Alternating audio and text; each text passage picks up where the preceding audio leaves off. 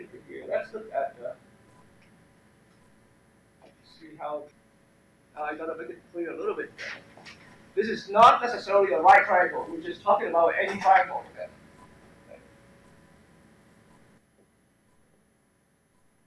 See how it happens with that. So a lot of these, we're gonna learn the ideas through example here, and then a lot of these are approximates. So the first thing we want to learn about the laws.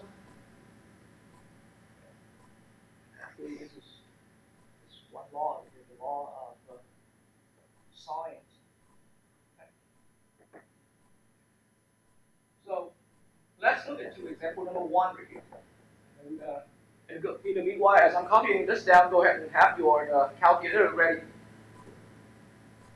So I'm going to draw a triangle, and like I said, it's just some triangle other than a right triangle. And my drawing may not be exactly on scale right here, but what I have here is a 95.1 degrees. Okay.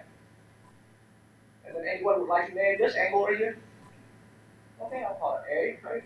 Vertex. So angle, we go with the usual geometry right here. We go with the capital letter for that vertex, right?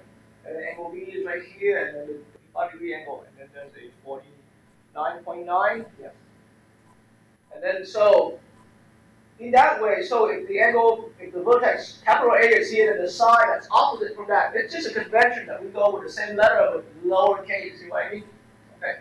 So the lowercase letter A right here, the lowercase side length A right here, 10.4, and these are all just approximate because they're close enough approximate. So the length C, so this length here, we're going to have to name it the same letter, C with lowercase. That's H, this length right here, B, because it's opposite to that vertex capital B, and use lowercase letter, and let's call it 6.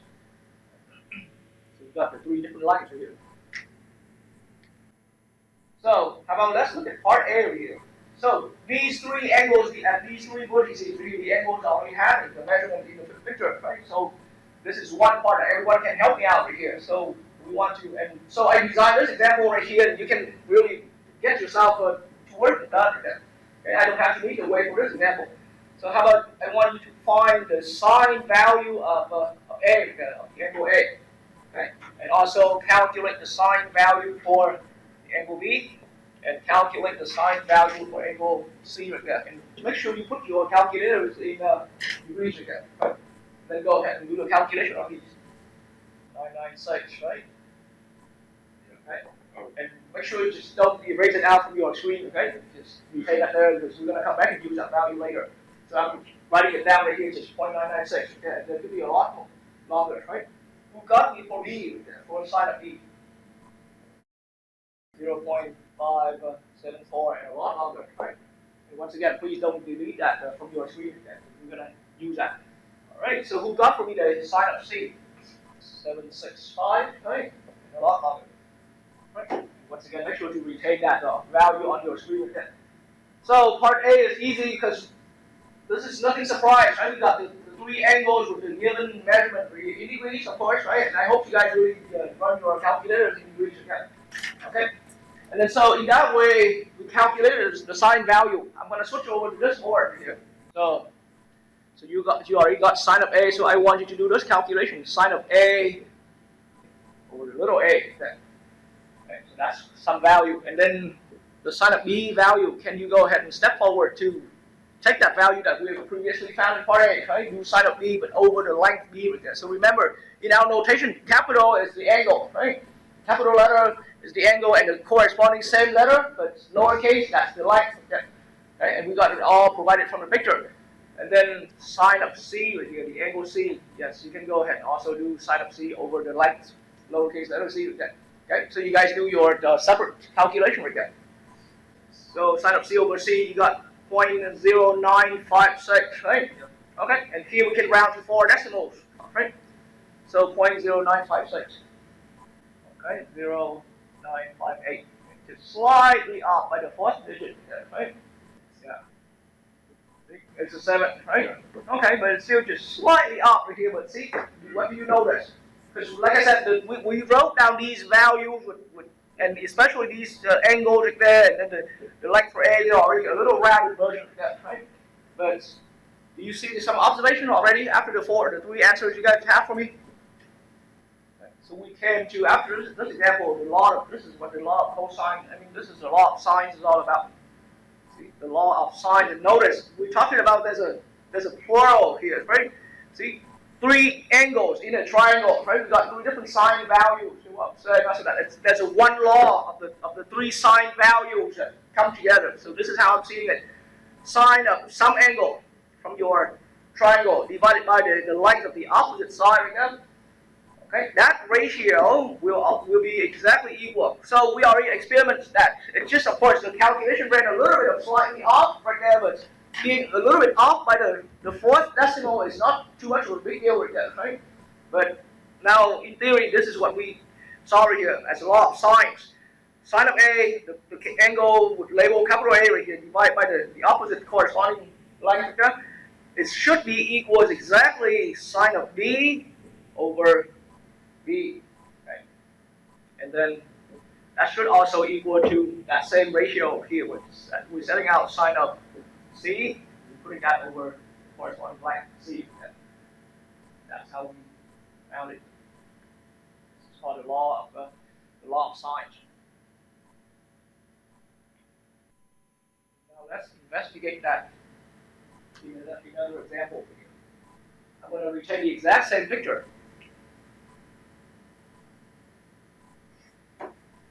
Let's call that example 2 here. Same picture with these indicated measurements.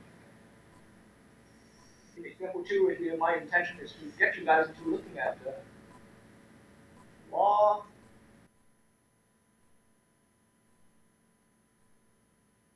Okay, so yes, at first I want you to get for me cosine. Cosine of angle B. Cosine of C. All right. So 0.658, right? Okay. So I only write about 3 decimals here, but on your calculator, go ahead and keep that value there. Cosine of B, 0.819. Okay. Once again, you can go on your calculator, go ahead and keep that. Retain the exact whole length. Okay. And then cosine of C, 0.644. 0.644. And once again, on your calculation part, there, go ahead and retain the exact value. So before I move into step B of this current activity, of this current example over here, this is what I want you guys to understand. So I mentioned it earlier, from where the angle is, there's the opposite side, right? And conventionally we use, so if the angle here was labeled with whatever capital letter, right, then the opposite side is in the same letter with lowercase. Sounds good? Okay. So now, in the world of this language, yes, it's the opposite, but now that means these two other sides right here are the adjacent. See what I'm saying now? Or this angle right here is in between. See what I'm saying now? So we got opposites here, and these are the adjacents in respect to that angle. Am I making sense? You should treat that angle as the center angle right there. These two are adjacent, and that is the opposite. Sounds good? Okay. And then the same way right here. So think about it. C right here, that's opposites, right? And then these are the two adjacent. Okay. See what I mean? Okay. So that means we form like a whole triplet, a partner like that. So now in part B, I want you to do this. Right? For each one of you. So now I want you to calculate a squared on the picture. And then calculating a squared, and we're not just calculating, calculate and compare. Okay. So we calculate a squared, and then at the same time we're calculating. Meanwhile, we're calculating b squared plus c squared minus 2 bc times the angle cosine. Cosine of the angle between. So can you do 2 separate calculations here in the next step? Okay. First, calculate a squared, okay? And then once you're done with that, have your answer somewhere, and then fire up a separate calculation. We go b squared plus c squared minus 2 times b times c, right, times the cosine value that we previously obtained. Okay. See what I mean? Okay. And so for the angle B right there, I would like you to calculate b squared, right? And then at the same time you're going to calculate a squared plus c squared minus 2ac times the cosine of the angle B that you have already targeted. Or you follow the idea of that. And then as I'm writing down all 3 of these lines are here on the board, and you guys can start seeing some correspondence and so forth. And then so please go ahead and calculate c squared on one hand, right? One separate calculation. And then you do another separate calculation right here. That's a squared plus b squared minus 2ab. That's cosine of the angle C. Sounds good? All right. Go ahead and tell me your b squared first. 36. Okay, you got 36. Your b squared. Right. So now, what did you come out with? This 35.878, which is close enough to a 36. Okay. Okay. So that number of yours, I'm convinced. Okay. Oh yes. So we'll go with the a squared first. 108.16. That's for the a squared. Right here, your updated answer is 108. Right after correcting some minor error. Right, 108.53. Right. But see, these are once again, and of course there's some rounding issue going on with the angle A already. That's why we're not too worried. But these two are once again closing up each other. See what I'm saying? Huh? Okay. So now, after your calculation, right, it looks like for the first line right here, it looks like we recognize, hey, a squared should equal to b squared plus c squared minus 2bc times the cosine of a. That's a law of cosine again.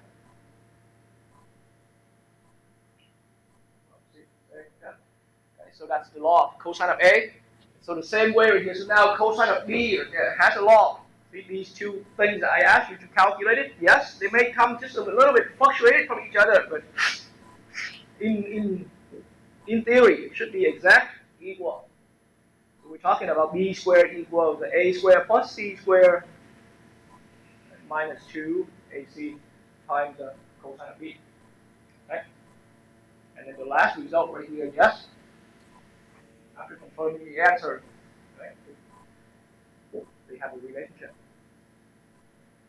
So these 3 little law of cosines together, right? Together is one big law of cosines. So putting it together, the law of cosines, maybe this is what we want to write down here. In any triangle, you got a squared equals b squared plus c squared minus 2bc. You see how I can write it without even thinking with this? See? The 3 angles, the 3 sides of, see? You pick one side, square that, it's going to be the square, the sum of the squares of the other 2 sides, right? Subtract 2 times of the product of the other 2 sides. So there's no length A on this other side anymore in our equality. But then we've got to multiply with the angle opposites, the cosine of the angle opposite to that, the cosine of A. That's how it goes. Okay, so one of the laws of cosine. And then here we got, see, b squared itself will be, see, so after isolating out b right here, what are the 2 sides that left over? We've got a and c, right? So a squared plus c squared, yeah, minus 2ac, and then cosine of, what's the angle opposite from there? B, you know what I mean? Right, and that's the way how you can remember easily. Right? And then c squared, what are the 2 the other sides? Okay. A squared and b squared. Right? So c squared equals a squared plus b squared minus 2 times ab times the angle, cosine of the angle c. Okay. So these are the law of cosines. Okay. So now what's good about these? And when it gets to this, then there are a very good variety of application examples of them.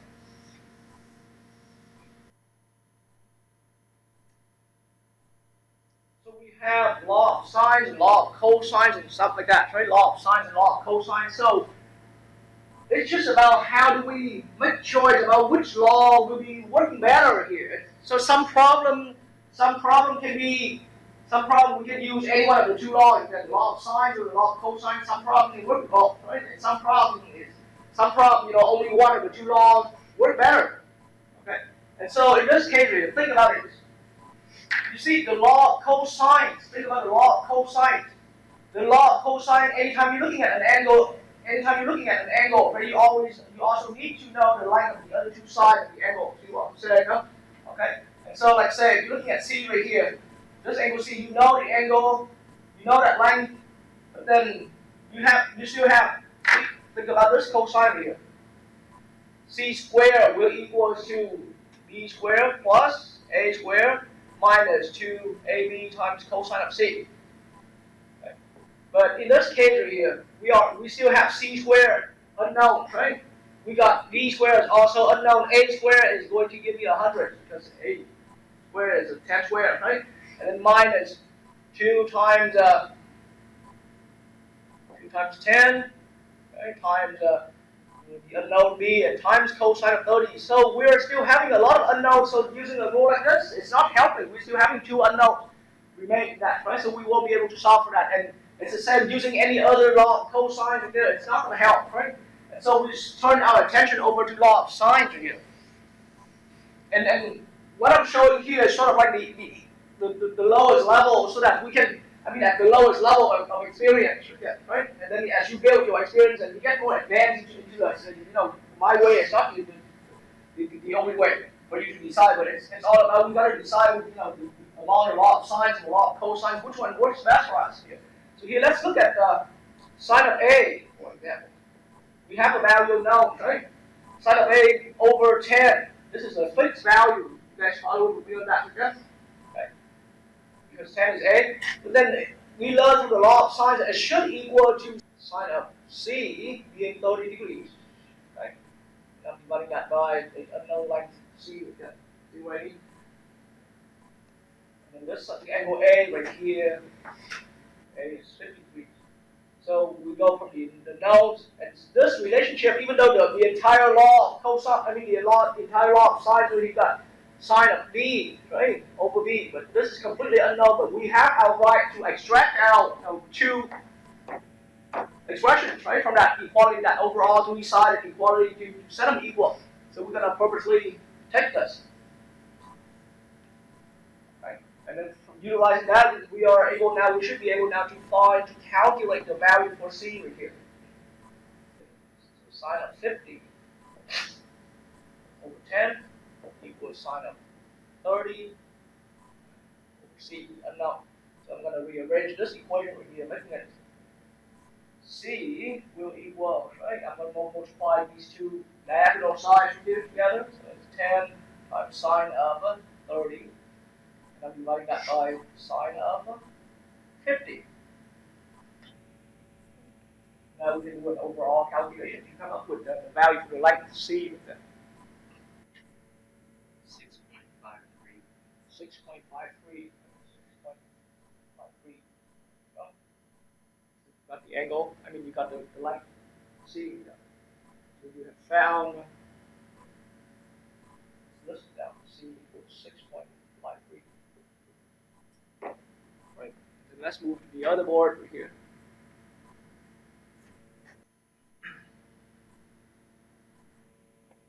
Now we found that C equals 6.53. No, D is actually a little easy. We don't even have to do anything too advanced at all. Right here in this triangle, in the way how you're looking at your triangle right there. Remember, the rule is that three angles in a triangle got to add up to be 180 degrees, right? And so B here has to be 180, the total. Subtract away the sum of 50 and 30 degrees. Right? That's okay. So we have found B, the unknown, one of the unknowns. So B equals 100 degrees. Are we good with that? Yeah. Okay. And so now I'm going to point out right here again that we didn't even have, in my plan, we didn't even have to use any law of cosine, even though you could still use it as well. But right here, sine of A over A equals sine of B over B, right? Equals sine of C over C. We can take out any two expressions like that, right? To make them equal. So it looks like I can this time take these two expressions right here, set them up as equality, and look at among the four expressions here, we already have that known, right? Because b is equal to 100 degrees right now. That is the only unknown right here. See what I mean? And these are all known so far. So now, because we found c from the previous step, right? So now I'm looking at taking that out. I have sine of 100 degrees for b over b. Right? Like b right here, making that sine of 30 degrees over 6.53. So now once again we're ready to solve that, right? So that means b will equals to 6.53 multiplied with sine of 100 degrees. We're dividing that by sine of 30 degrees. Okay? And we're ready for getting that final answer of that. Okay? 12.856. I'll just go with 2 decimals. How about 12.86? Sounds good? Okay.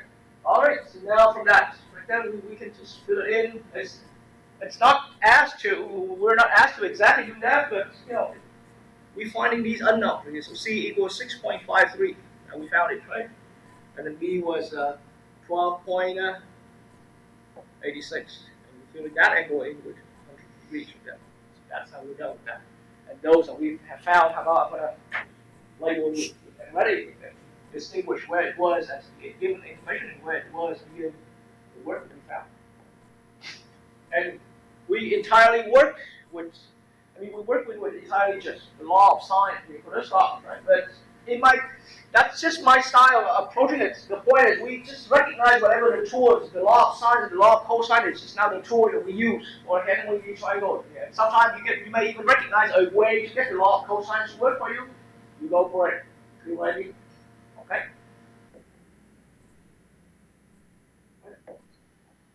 Simple instruction that we're given a triangle with some known information and some unknowns, and we want to find the unknowns.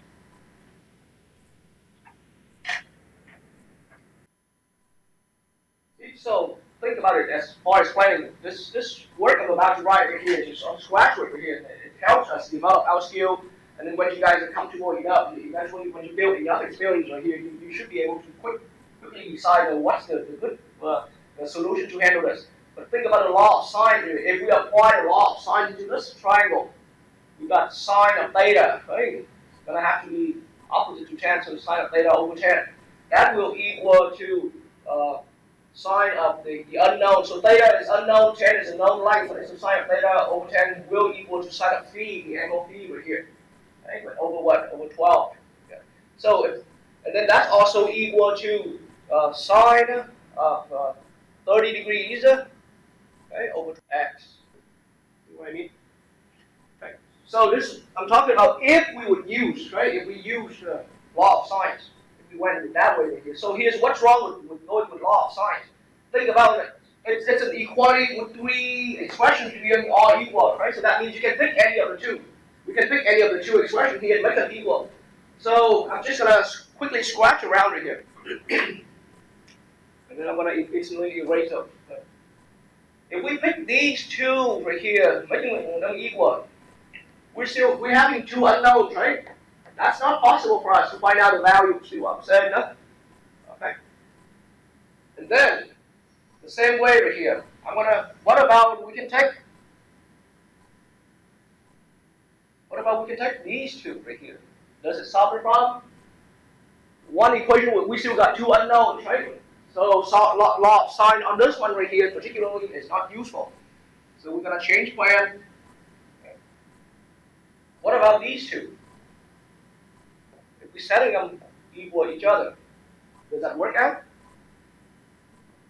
We're still stuck with 2 unknowns, right? In one equation, so that's not getting us anywhere. So we played around with the law of sine, and it seems like it didn't work. It's not working immediately. It's not working at all, actually. And so if that doesn't work, we're going to change plan. Okay? We're going to change to. So I'm showing some of those thought process so that you guys can, when you're working on your own, you should have a way to decide what's the best law over here. So think about it. Right here, now you got the angle 30 and the law of cosines. Now we turn our attention over to law of cosines, by the way, because after experiencing that all of the law of sines have failed, right? And so now law of cosine, the main idea is you got an angle in between, and then there's two other sides, two other edges on the side right here, right? That's kind of covered around. And so here I'm looking at one law of the cosine. Here saying x squared is going to equal to 10 squared plus 12 squared minus 2 times 10 times 12 times cosine of 30. That's one of the laws again. So before we move on to the next step, you guys can easily slow it down and observe that, hey, with this law, one law of the cosine that we've done right here, then we can easily calculate all of these values, right? Get us the x squared value. You guys agree on that, okay? Right. And so now I can proceed further. So now this one right here, we only have one unknown, right? And everything else is already calculated. So now that means it brings a sign that we can proceed further. So x squared now will equals what? 10 squared is 100. That's 144. So we're looking at 100 plus 144 to give me all together 244 for that sum. We're subtracting now. That's 120 times 2, so 240, right? Times cosine of 30 degrees. You guys with me still? Right. Okay, so there's a root 3 over 2 here. So it turns out x squared equals 244. Subtract 240 multiplied with whatever value that's root 3 over 2 is going to be. Okay? And the 2 in the denominator here will cancel with that 240, right? Making it so 244 subtracting 120 root 3 with that. See what I mean? It's 240 cancel with 2, right? And then now we can say, but then all of that here equals to an x squared. So to find x, we go plus and minus square root of the 244 minus 120 square root of 3. Right? So I want you guys to really get comfortable with plus and minus square root. And then what? We're going to have to properly choose the correct answer right here. Are we taking a positive or a negative of the square root right here? It's a like. The x here is like. So can like be negative? No, like going to always be positive. So in that case, we take the positive one. Positive square root of 244, subtracting 120 square root of 3. So this is the exact expression, and you can go ahead and put that in your calculator and get the final decimals. That's going to be more precise with that. So we found x.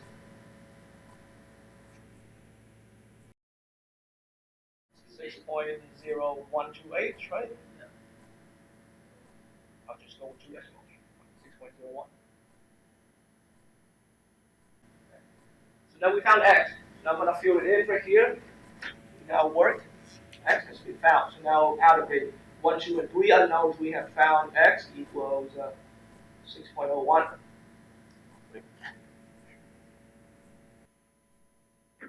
Right, so now I have theta. So think about it. Law of sines, right, can handle this. Or law of cosines work too. So now it's really a choice right here. If you use law of sines, we go sine of theta, right? Over 10 will equal to sine of 30 over that newly found x value figure, which is in this case a 6.01. You guys clean up. See, earlier we weren't able to work with that because earlier x was unknown, right? But now once we found x, we can easily use that on for our law of sines here. So, because my attempt now is that from here I'm going to find a value for theta, right? So sine of theta, the current unknown right here, has to equal 10 times sine of 30 degrees, right? Divided by 6.01. And this is whatever I'm showing up here is only one way of handling it. Right? The starting one was to use a cosine, but then after that you have more flexibility. And then the starting one earlier that we used cosine, that was a choice because we did some work around and then we found out So back to this step a little bit, we found out that we were forced into using this law of cosine simply because law of sines fail already in the beginning, right? But once you found one of the unknowns here, the rest you have more flexibility. You can still use a law of cosines here as well. But I went with law of sines right here. So now theta, sine of theta equals all of this. And keep in mind, all of this here is one known value. It's just we haven't found out through the calculation yet. We haven't punched it in the calculator yet. But think about it. We can get sine of 30 easily, which is 1/2, right? Or maybe let's quickly do that. So sine of theta equals, so sine of 30 here on the right hand side is 1/2. 1/2 times 10 is 5. Right? We're dividing that by 6.01. You guys all with me right there? Because as quickly as noted here, 10 times sine of 30 degrees, same as 5. 10 times 1/2. That makes it 5. That's why. And now, see, at this point, like I said, you guys, we've learned all of that necessary background right here. Now all we can do to find theta, we take the inverse trig function. So we can find theta by running sine inverse, right? And we have learned this in a lesson way prior to this, right? So sine inverse of 5 over 6.01. Okay? So now you guys can go ahead and use your calculator here. And we want the final answer to be an angle in degrees right here. So make sure you keep your calculator in degrees mode. Right? So go ahead and run sine inverse of 5 over 6.01. 56.3 degrees. Right? Right? It looks reasonable.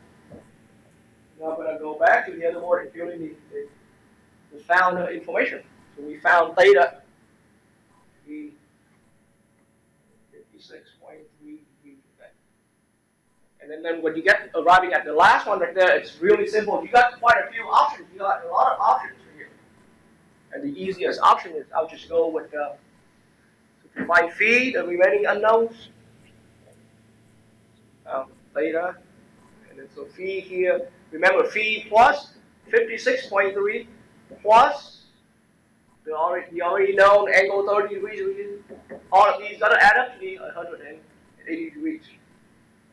And so to find phi, we just subtracting the 56.3, subtracting the 30, right, from both sides. 6.3 and subtracting 30 from both sides. Right? So that cancels out. We have phi equals 180. Right? Take away 56.3 degrees, take away 30 degrees. Yeah. Please go ahead and finalize that answer for me. Right. 93.73. That's just one way. Right? And if you would like to have fun with the law of sines, the law of cosine, you can use it again as well. And then take the sine or cosine inverse. See what I mean?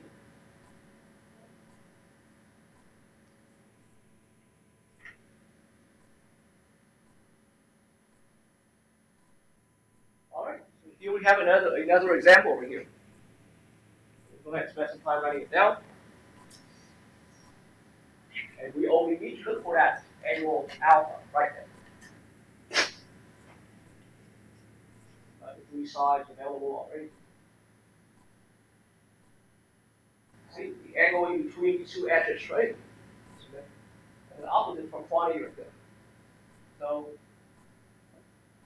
the best one to choose 20 squared equals 18 squared plus 25 squared minus 2 times 18 times 25 times cosine of the unknown angle alpha. See what I'm saying that? So now basically the point is that whatever laws, whatever equation, whatever formula you're about to use, when you're finding the unknowns, you want to make sure that you use the equation that has only one unknown in your equation. See what I'm saying that? You only have one unknown in your equation, and from there we can easily find the value of the unknown. I mean, it was not even labeled with these other edges. I mean, these other angles. We are all unknown as well. So we definitely don't want to use the law of cosine on the other angles. We want to use the law of cosine on this particular angle, which is also our ultimate goal, right? How we solve the problem. All right. So 20 squared is at 400 on the left-hand side. 18 squared, anyone can help me with that? 324. Right? 25 squared is 625, right? If you subtract, you can get that times 900. Times cosine alpha. Right? So we're going to subtract all of that here. 324 and a 625 I can subtract on the other side. Right? So 400. 400 subtract 314, subtract 625, and we want to make that equal to negative 900 cosine of alpha. Okay. We go ahead and combine all of these. So we 400 take away 324, take away 625. Negative 549. So that should equal to minus 900 times cosine of alpha. Right, so we're getting there. And then we can cancel both sides by negative 900, making it all positive. Right? So cosine of alpha we turn out equals positive 549 over 900. It's negative sign we cancel out. Right? But now to find alpha itself, 549 over 900. To find alpha itself, we usually go alpha can be found by taking the cosine inverse. Right? Cosine inverse of 549 over 900. You know what I mean? That's how we get that value. Right? So go ahead and get me that final value for alpha by running cosine inverse. 52.41 degrees. Okay. Yes, looks reasonable.